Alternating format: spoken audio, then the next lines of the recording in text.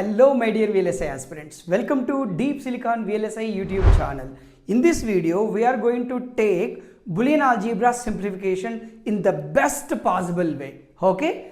Question number 2. The Boolean function x plus y into x bar plus z into y plus z is equal to which one of the following expression? There are 4 expressions. We know very well. A Boolean function can be represented in SOP or POS, sum of product form or product of sum form. Hope you know this equation is in product of sum form, POS form. Okay, now we want to simplify the expression. Immediately what we accidentally we get it is, we'll take the multiplication and we will simplify. If I take that approach, let's take that approach, method 1, where I multiply directly. So that x into x bar 0, x into z xz, x bar y yz, again into y plus z. Again if you multiply xyz xz, x bar y, x bar yz, yz, yz. Now guys, here yz is common, yz into x bar plus 1 plus 1, you get y bar z only. Anyway, this x bar y is as it is. However, these two terms xz, you can take it common, xz into y plus 1, so that it's 1, hence it is xz.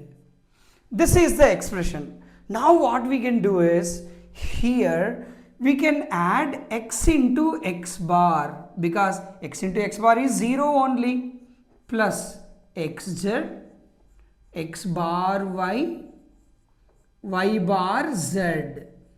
Therefore now if you take common x, x bar plus z plus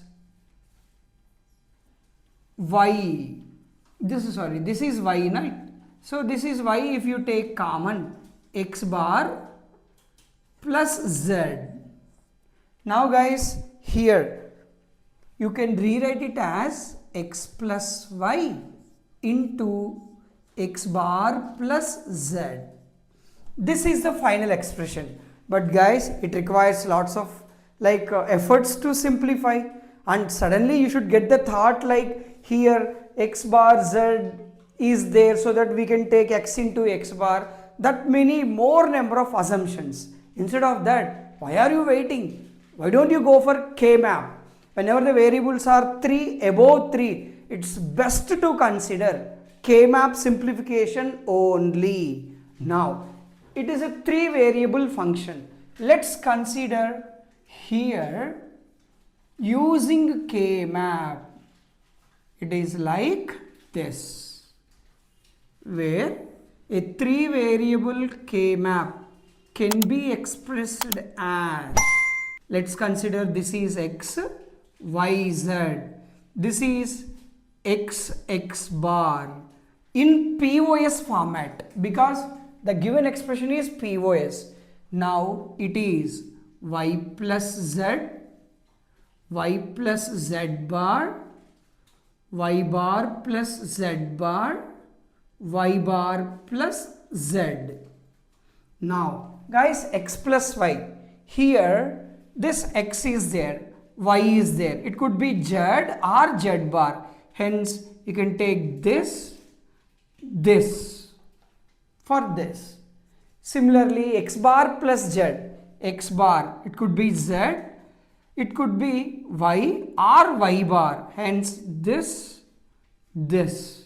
And now the last one, y plus z. Y plus z is always already there. Now we filled the K-map. Now let's simplify.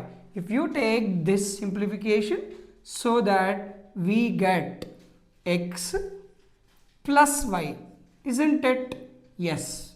Similarly, if you map here the pair, then it can be x bar y bar gets cancelled, x bar plus z. Now guys, the simplified expression is x plus y into x bar plus z. We got this. When compared with this, method 2 is very clear and easily accessible, isn't it? Yes. However, guys, apart from method 1, method 2, there is a method 3 also. What is that method? In Boolean algebra, we have different laws like involution law or else De Morgan's theorem, etc. In the same way, we have consensus theorem. Got it? As per this consensus theorem, if there is a function, it is a 3 variable. However, only 2 variables are there in each product term, each max term or sum term. This is x plus y, z is missing, y is missing, x is missing. So in every sum term or max term, 1 variable is missing. If it is the case, then the output expression will be the one which has complement and in the true form. That's it. So that from here, what we can say is here we have complement x bar. You take this term and in true form x plus y. So that it is, answer is like for this, as per the consensus theorem, the answer is like x plus y into x bar plus z. Yes, you can tell in this way also. This is method 3. Okay guys, you can cross check as per the given equation. And remember one important point, it is not like only for POS. It will be applicable to sum of product form SOP also. For example, let us consider here in a SOP format, xy plus x bar z plus yz is equals to xy plus x bar z also the same. See, please don't think consensus theorem is applicable only for POS form. It is applicable to SOP form also. Got it guys? This is what the consensus theorem like importance. You can easily tell the answer. Whichever is the having the true complement form and the true form. You take those terms. That's it. That will be your answer. This is what the simplification guys. And the takeaway from this video is, if the number of variables are more than 3 or equal to 3, it's better to use K-map unless otherwise it is mentioned. Moreover, you need to remember the consensus theorem also. It is not like De Morgan's law, involution law, idempotent law. No, you need to remember the consensus theorem also. And consensus theorem is applicable to POS and SOP also. Okay guys, I hope you enjoy the video and please subscribe our channel Deep Silicon VLSI. See you in the next video. This is Shivram signing off. Jai Hind.